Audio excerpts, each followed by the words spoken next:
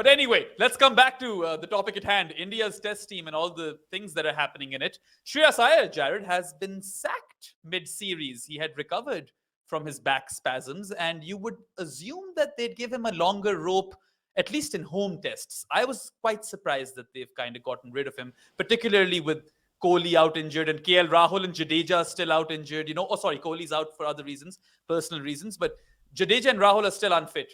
Get rid of Iyer as well, and that's a lot of inexperience all of a sudden.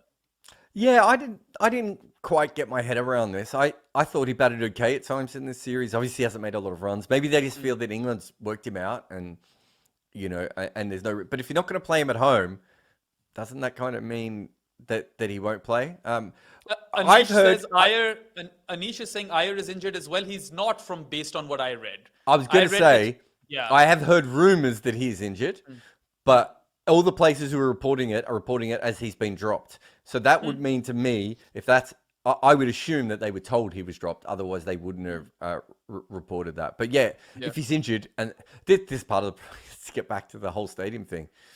We don't always get told when players are injured anymore. And, I still remember Mitchell Johnson was rested from a test.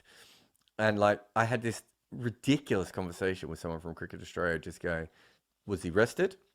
Was he dropped? Is he injured? And it was like a 30-minute conversation where at the end I said, if you can't answer this, what is the point of your existence?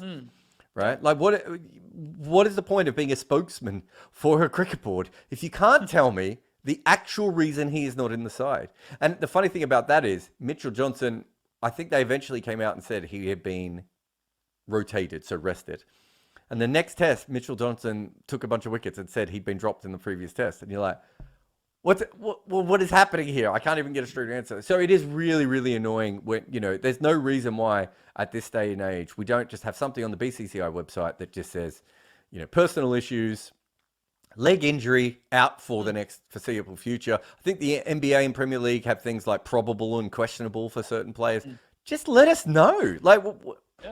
That's all. We still know they're going to lie, but at least we can report on something. And fans and betting fans and fantasy fans and fans who buy the ticket who want to go and see a player have a bit more of an idea of what is actually happening.